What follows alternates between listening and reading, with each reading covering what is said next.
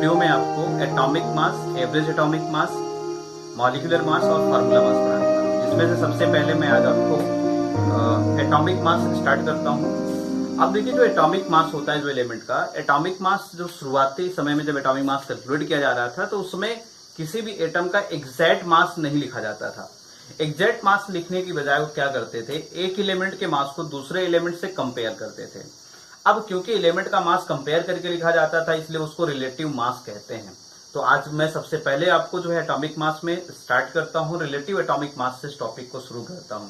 लेकिन देखिए, relative atomic मास जो था, जो सबसे पहले रिलेटिव एटॉमिक मास का कंसेप्ट दिया गया था, वो विद रिस्पेक्ट टू हाइड्रोजन दिया गया था, लेकिन वो करेक्ट नहीं था। फिर दूसरा कंसेप्ट आया with respect to relative atomic mass with respect to oxygen आया, वो भी करेक्ट नहीं था। अब जो लेटेस्ट रिलेटिव एटॉमिक मास आया वो था कार्बन 12 आइसोटॉप्स को लेकर के बनाया गया था। तो मैं ये काफी इंपॉर्टेंट है, कभी भी आपसे रिलेटिव एटॉमिक मास पूछा जाए तो आप ये डेफिनेशन दे सकते हैं जो मैं आपको समझाने वाला हूं। तो अब देखिए, relative atomic mass with respect to carbon क्या बताया गया। तो relative atomic mass with respect to carbon, mass of one atom of that element upon 1/12 of the mass of one atom of the carbon 12 isotopes. कहने का मतलब है कि कह रहा है आपसे कि आप करिए क्या, किसी भी एलिमेंट के एक सिंगल एटम का जो मास होगा उसको डिवाइड कर दीजिए आप किससे, कि कार्बन 12 जो आइसोटॉप्स है उसके एक एटम के मास का जो है 12th पार्ट से आप डिवाइड कर दीजिए, तो आपका रिलेटिव एटॉमिक मास निकल के आ जाता है। अब देखिए, लेकिन ये जो आपका मास of one atom of that element, किसी भी एलिमेंट के एक एटम का मास कैसे निकालते हैं, तो याद रखिएगा, किसी भी एटम के एक एलिमेंट का मास कैसे निकाला जाता है मैं समझा देता हूं आपको। अब देखिए, किसी भी एलिमेंट, मान लीजिए किसी भी एलिमेंट के एक एटम का मास आपको निकालना है, तो याद रखिएगा आपको करना क्या पड़ेगा, सबसे पहले उसके न्यूक्लियॉन्स नंबर लिखने पड़ेंगे। न्यूक्लियॉन्स नंबर क्या होते हैं मैं आपको समझा देता हूं। न्यूक्लियॉन्स के जो नंबर्स होते हैं वो एग्जैक्ट वही होते हैं जो आपने पढ़ा होगा एटॉमिक मास नंबर के बारे में पढ़ा होगा, वही मास नंबर को हम न्यूक्लियॉन्स नंबर कहते हैं। एक्चुअल में इसको हम न्यूक्लियॉन्स नंबर इसलिए कहते हैं क्योंकि मास नंबर जो होता है आपका प्रोटॉन प्लस न्यूट्रॉन को कहते हैं। और जो प्रोटॉन न्यूट्रॉन्स होते हैं ये कहाँ पाए जाते हैं, किसी भी एटम के न्यूक्लियस में पाए जाते हैं, इसलिए इनको न्यूक्लियॉन नंबर भी कहा जाता है। तो प्रोटॉन प्लस न्यूट्रॉन्स नंबर को हम लोग न्यूक्लियॉन नंबर इसलिए कहते हैं क्योंकि ये न्यूक्लियस में पाए जाते हैं। उसके बाद आप समझिए, अब न्यूक्लियॉन्स जो नंबर है, न्यूक्लियॉन नंबर आप ऐसे निकाल लेंगे, यानी कि जो मास नंबर यानी कि प्रोटॉन प्लस न्यूट्रॉन के नंबर को निकाल लेंगे, ये न्यूक्लियॉन नंबर हो जाएगा। अब करेंगे क्या, देखिए यहाँ पे रख दीजिए, इसकी जगह अगर आप वन एटम का मास निकालना चाहते हैं तो न्यूक्लियॉन नंबर लिख दीजिए, इनटू लिख दीजिए मास of one nucleon. One nucleon का मास का मतलब ये हो गया कि आप प्रोटॉन, क्योंकि प्रोटॉन भी न्यूक्लियस में, न्यूट्रॉन भी न्यूक्लियस में, तो दोनों में से दोनों को न्यूक्लियॉन कहेंगे, तो आप इनमें से किसी भी एक न्यूक्लियॉन का मास यहाँ पे मल्टीप्लाई कर दीजिए। अब आपको पता है कि प्रोटॉन और न्यूट्रॉन का जो मास होता है अप्रोक्सीमेटली सिमिलर होता है। कैसे सिमिलर होता है, आपको पता होगा कि जो प्रोटॉन है और जो न्यूट्रॉन है दोनों के मास में सिमिलरिटी ये होती है, अगर आप जो है पॉइंट के 2 डिजिट तक देखिए दोनों सेम होते हैं, 1.66 इंटू 10⁻24 ग्राम होता है। ये आपको पता होगा कि प्रोटॉन हो चाहे न्यूट्रॉन्स हो, इनका जो मास होता है, प्रोटॉन या फिर आप न्यूट्रॉन्स को कह सकते हैं, इनका मास होता है 1.66 इंटू 10⁻24 ग्राम। अप्रोक्सीमेट यही होता है आपका, ठीक है। तो ये इनमें से आप किसी भी एक न्यूक्लियॉन, यानी कि आप 1.66 इंटू 10⁻24 यहाँ रख दीजिए, तो ये क्या होगा, न्यूक्लियॉन्स का मास होगा। लेकिन पता है, मैं आपको फार्मूला इतना ज्यादा टफ नहीं बताने वाला हूँ, इस फार्मूले को और सिंपल करके मैं समझाने वाला हूँ, ठीक है। अब जरा आगे समझिए, ऐसे क्या होगा 1/12। अब देखिए यहाँ भी तो वही से लिखा है, मास ऑफ वन एटम, यहाँ भी बोला है। अब मास ऑफ वन एटम का मतलब क्या हो गया, मास ऑफ वन एटम का मतलब ये हो गया कि हमें करना क्या, फिर वही काम, नंबर ऑफ न्यूक्लियॉन लिखें। अब किस एटम की बात कर रहा है, कार्बन की, यानी कि मुझे क्या करना पड़ेगा, सबसे पहले यहाँ पे कार्बन एटम का न्यूक्लियॉन नंबर लिखना पड़ेगा। कार्बन का न्यूक्लियॉन नंबर का मतलब ये हो गया कि कार्बन के न्यूक्लियस में कितने प्रोटॉन और कितने न्यूट्रॉन है, उसका सम अप कर दीजिए। आपको पता है किसी का भी proton plus neutron nucleon number उसके एटॉमिक मास के बराबर, मास नंबर के बराबर होता है। इसका मतलब मुझे क्या करना चाहिए, कार्बन का मास नंबर लिख दें तो न्यूक्लियॉन नंबर पता चल जाएगा। तो कार्बन का मास नंबर तो यहाँ पे ऑलरेडी बोला है कि कार्बन 12 लिया गया है, तो कार्बन का मास नंबर 12 यहाँ रख देते हैं, न्यूक्लियॉन नंबर हो गया है। इंटू करना पड़ता है क्या, इंटू करना पड़ेगा मास ऑफ वन न्यूक्लियॉन के मास का यहाँ पे इंटू कर देंगे। अब देखिए यहाँ पे क्या होगा कि ये जो आपका 12 से एक 12 कैंसिल हो जाएगा, और ये देखिए यहाँ पे लिखा है मास ऑफ वन न्यूक्लियॉन और यहाँ पे लिखा है मास ऑफ वन न्यूक्लियॉन, तो ये दोनों क्या हो जाएंगे, कैंसिल। अब देखिए बड़ा इंटरेस्टेड कंसेप्ट कि अब आपका रिलेटिव एटॉमिक मास जो है, जो रिलेटिव एटॉमिक मास है, ये निकल के आता है relative atomic mass equal to होता है number of nucleon, number of nucleons. Number of nucleons को ही हम लोग क्या बोलते हैं, याद रखिएगा, रिलेटिव एटॉमिक मास कहते हैं। यानी कि घुमा फिरा करके कंसेप्ट फिर वहीं पे आ गया कि रिलेटिव एटॉमिक मास को ही हम लोग क्या बोलते हैं, नंबर ऑफ न्यूक्लियॉन्स कहते हैं। अब न्यूक्लियॉन्स क्या है, देखिए ये देखिए, मैंने फिर भी पहले भी बताया था आपको, न्यूक्लियॉन्स नंबर क्या होता था, प्रोटॉन प्लस न्यूट्रॉन होता था, जिसे हम लोग मास नंबर कहते थे। तो हम यानी कि जो हम लोग पहले मास नंबर लिखते थे, मास नंबर लिखते थे, वही क्या आपका है, मास नंबर ही, मास नंबर जो आपका है वही क्या है आपका रिलेटिव एटॉमिक मास निकल के आता है। तो आप कह सकते हैं कि जो भी किसी भी एटम के न्यूक्लियस में जो प्रोटॉन प्लस न्यूट्रॉन पाए जाते हैं, ठीक है, उसी को हम लोग क्या बोलते हैं, न्यूट्रॉन, और total number of proton and neutrons, ठीक है, टोटल नंबर ऑफ प्रोटॉन और न्यूट्रॉन्स को ही हम लोग क्या बोलते हैं, मास नंबर कहते हैं। या फिर आप कह सकते हैं कि ये उसका न्यूक्लियॉन नंबर है, या फिर कह दीजिए कि ये रिलेटिव एटॉमिक मास है। समझ गए कि नहीं? तो इसका स्क्रीनशॉट ले लीजिए, इसके आगे बताता हूं फिर। तो अब देखिए आपका जो है एटॉमिक मास यूनिट, अब मैं एएमयू के बारे में बताता हूं आपको। Atomic mass unit, atomic mass unit क्या होती है, एटॉमिक मास यूनिट को हम लोग लिखते हैं एएमयू। देखिए एटॉमिक मास यूनिट, इसको हम लोग जो है पहले तो इसको एटॉमिक मास यूनिट कहा जाता था, एएमयू लिखते थे। एएमयू का मतलब ये होता है कि एटॉमिक मास यूनिट। आप देखते थे कि जो एलिमेंट्स होते हैं, एलिमेंट के अक्सर करके जो एलिमेंट का जो मास होता है उसके बगल में लिखा रहता है कि जैसे कार्बन का मास है 12 है, तो हम लिखते थे 12 एएमयू, ऐसे लिखा रहता था। तो एएमयू का मतलब होता है एटॉमिक मास यूनिट, यानी कि एक एटम का मास। अब देखिए यहाँ पे, अब इसको जो हम लोग बोलते हैं यूनिफाइड मास। अब इसको यू से लिखा जाता था, पहले एएमयू लिखते थे। अब आपको अगर कार्बन का मास 12 लिखना है तो आप कह सकते हैं 12 एएमयू की जगह पे 12 यू लिख सकते हैं। समझ गए कि नहीं? क्योंकि इसको अब यूनिफाइड मास कहा जाता है। अब 1 एएमयू या फिर 1 यू ना, 1 यूनिफाइड मास क्या होता है ये मैं आपको समझाता हूं कि 1 एएमयू कहते किसको हैं। तो याद रखिएगा 1 एएमयू किसी का भी 1 एएमयू किसी भी एटम का 1/12 into mass of 1 carbon atom of C12 isotopes. Carbon 12 के का जो आइसोटॉप्स है उसके एक एटम के मास का जो 1/12 पार्ट होता है, 1/12 पार्ट होता है, उसी को हम लोग 1 एएमयू कहते हैं। अब ये वाली जहां तक बात है मास ऑफ 1 एटम, बेटा मैं मास ऑफ 1 एटम अभी थोड़ी देर पहले भी आपको समझाया था कि किसी का भी मास ऑफ 1 एटम निकालना है तो देखिए मैं इसको कैसे लिख सकता हूं, तो 1/12 इंटू मास ऑफ 1 एटम क्या होता है। तो मैं अभी आपको थोड़ी देर पहले समझाया था किसी भी एक एटम का मास निकालने के लिए उस एटम के न्यूक्लियस में नंबर्स ऑफ न्यूक्लियॉन कितने हैं वो लिख दीजिए, इनटू एक न्यूक्लियॉन का मास कर दीजिए, हो गया। अब देखिए यहाँ पे भी क्या करना है, एक एटम का मास निकालना है। तो सबसे पहले क्या करना पड़ेगा, इस एटम का के न्यूक्लियस में कितने न्यूक्लियॉन्स है, इसके न्यूक्लियॉन्स का नंबर लिखना पड़ेगा। अब यहाँ पे तो साफ साफ बोल रहा है कार्बन 12 है, कार्बन 12 है तो इसका मतलब इसका एटॉमिक मास 12 है। जब कार्बन 12 आइसोमास एटॉमिक मास 12 है, इसका तो इसके न्यूक्लियॉन्स नंबर क्लियर है कि इसके न्यूक्लियॉन्स नंबर कितने हैं, 12 है। तो यहाँ लिख देंगे इंटू 12, नंबर ऑफ न्यूक्लियॉन हो गया, इंटू क्या लिखते हैं, मास ऑफ 1 न्यूक्लियॉन। ठीक है, क्या लिखा जाता है, मास ऑफ 1 न्यूक्लियॉन। यहाँ लिखेंगे मास ऑफ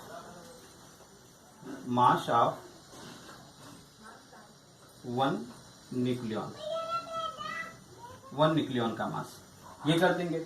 अब देखिए यहाँ पे जो 12 है, 12 से 12 तो कैंसिल हो जाएगा, बचेगा क्या, यानी कि आपका 1 एएमयू जो होगा वो किसके इक्वल होगा, मास ऑफ 1 न्यूक्लियॉन के इक्वल होगा। अब 1 न्यूक्लियॉन का मास क्या होता है, मैंने आपको समझाया था कि 1 न्यूक्लियॉन का जो मास होता है वो आपका 1.66 इंटू 10⁻⁻24 ग्राम होता है। तो अब याद रखिएगा किसी भी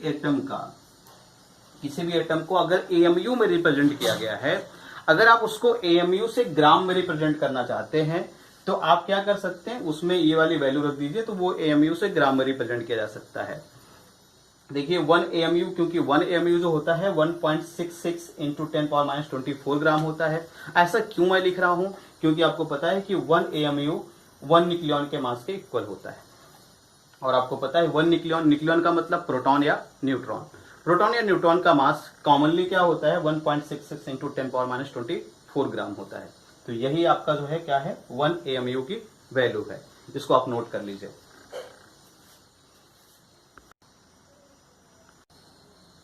तो अब देखिए आपका जो है आपको दो बातें समझ में आ चुकी हैं कि रिलेटिव एटॉमिक मास जो होता है वो किसको कहते हैं, नंबर ऑफ न्यूक्लियॉन्स को कहते हैं, या फिर आप कह सकते हैं कि मास नंबर को कह सकते हैं, या फिर आप कह सकते हैं प्रोटॉन प्लस न्यूट्रॉन नंबर को ही हम लोग क्या बोलते हैं रिलेटिव एटॉमिक मास या न्यूक्लियॉन्स नंबर कहते हैं। और जबकि AMU क्या होता है, एक सिंगल न्यूक्लियॉन के मास को हम लोग क्या बोलते हैं AMU, यानी कि 1 यूनिफाइड मास कह सकते हैं, एटॉमिक मास यूनिट भी कह सकते हैं, यूनिफाइड मास भी कह सकते हैं। अब देखिए अब हमारा टॉपिक तो ये था नहीं कि मैं रिलेटिव एटॉमिक मास पढ़ाऊं, ये टॉपिक तो था नहीं कि मैं AMU बताऊं आपको, लेकिन इसको बताने का रीजन था। क्यों रीजन था? क्योंकि मैं आपको एटॉमिक मास पढ़ाना चाहता हूं जो आपकी बुक में दिया हुआ है। अब एटॉमिक मास पढ़ाने के पहले इन सब बातों को मैं इसलिए समझाया आपको क्योंकि जो एटॉमिक मास होता है, एटॉमिक मास, किसी भी एलिमेंट का एटॉमिक मास जो है वो उसके relative atomic mass into 1 AMU के इक्वल होता है। एटॉमिक मास अगर आपको निकालना है तो आप क्या करिए, उसका पहले रिलेटिव एटॉमिक मास रख दीजिए, फिर उसको इनटू कर दीजिए 1 AMU से। अब मेरे कहने का मतलब क्या है, तो आप यानी कि आप ऐसे भी कह सकते हैं एटॉमिक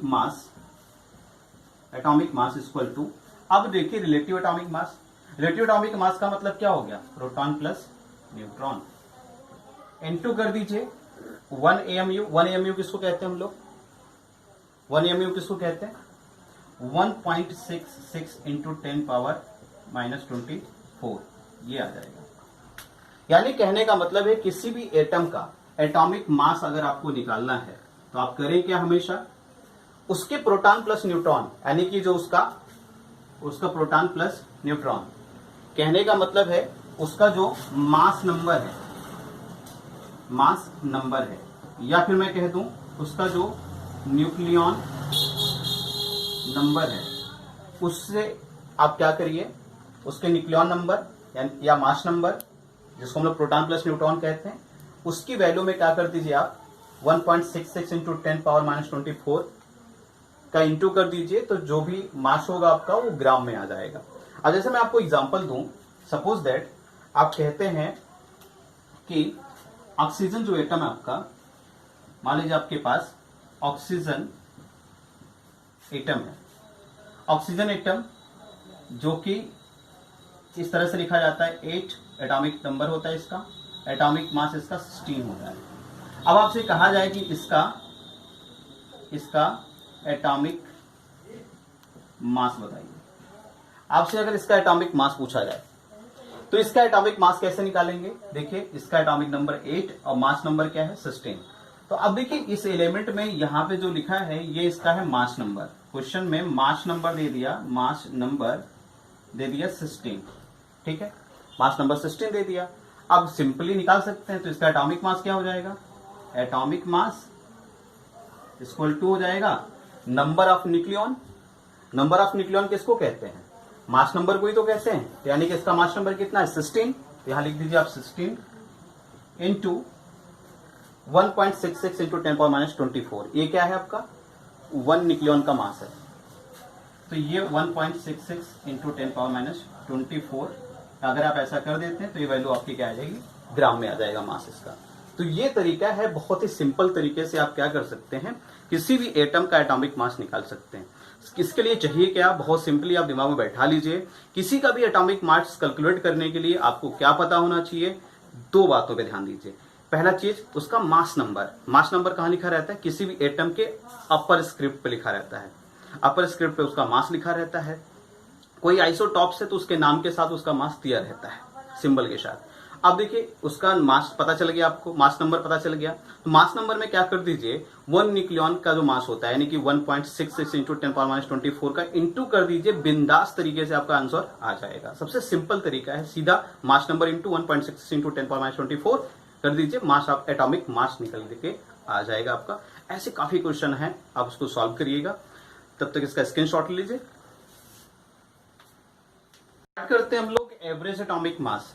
अब देखिए, अभी तो हम लोग थोड़ी देर पहले हमने पढ़ा था एटॉमिक मास के बारे में, ठीक है। जब एलिमेंट का एटॉमिक मास हमें पता है तो हम लोग को एवरेज एटॉमिक मास क्यों निकालना पड़ता है? तो मैं आपको रीजन बता दूं कि एवरेज एटॉमिक मास निकालने का, क्योंकि जो नेचुरली अकरिंग एलिमेंट होते हैं उनके एक से ज्यादा आइसोटॉप्स हो सकते हैं। अगर नेचुरली अकरिंग एलिमेंट के मोर देन 1 आइसोटॉप्स होते हैं तो उस एलिमेंट का हम लोग क्या करते हैं, एवरेज एटॉमिक मास बताते हैं। आपने देखा होगा कि जो है क्लोरीन वगैरह होता है, क्लोरीन वगैरह का मास जो है होल नंबर में ना होकर के फ्रैक्शन में होता है। इसका कारण यही है क्योंकि जो क्लोरीन वगैरह होते हैं उनका वो एक से ज्यादा आइसोटॉप्स में एग्जिस्ट करते हैं। तो अब एवरेज एटॉमिक मास निकाला कैसे जाता है आपको बता दूं कि सिंपल फार्मूला है। आप क्या करिए, एवरेज एटॉमिक मास किसी का भी निकालना हो तो आप क्या करें, percentage E1 into M1 plus percentage E2 M2 upon 100।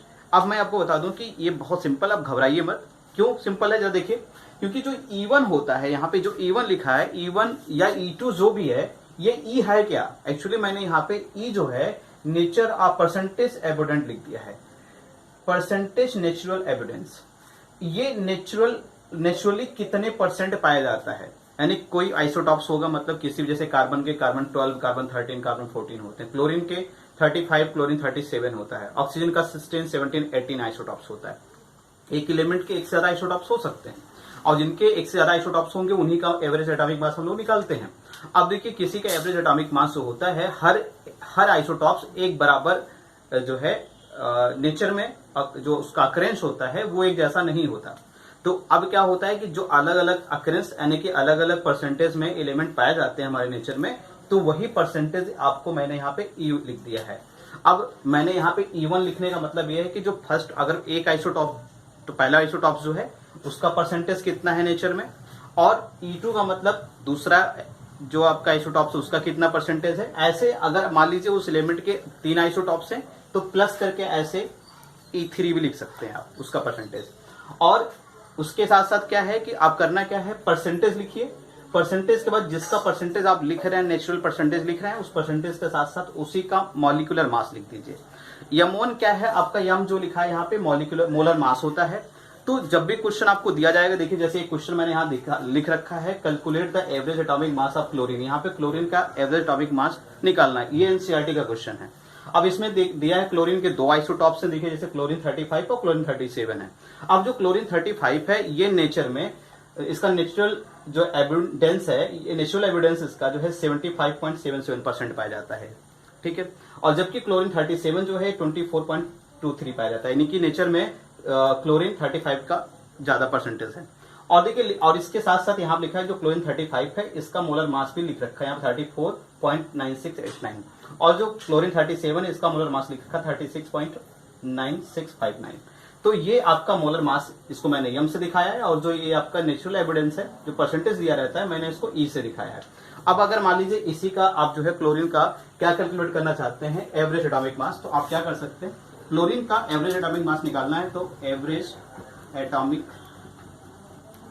मास अगर आपको निकालना है तो आप क्या करें, देखिए यहाँ पे पहले वाले आइसोटॉप्स का कितना परसेंटेज, 75.77 परसेंटेज इसका, इनटू कर दीजिए इसके मोलर मास में।